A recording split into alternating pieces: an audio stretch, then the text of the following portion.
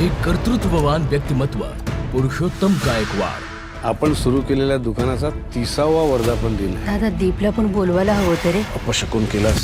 माझ्या कुठल्याही आनंदात सुखात राग चालवायला बसला.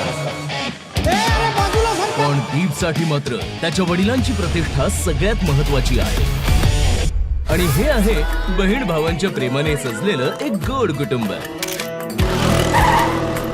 एकीकडे ज्योतीची जिद्द आहे, दादा हे सगळं तुझ्यासाठी आहे. तर दुसरीकडे आईच्या विरहात हरवलेला दीप.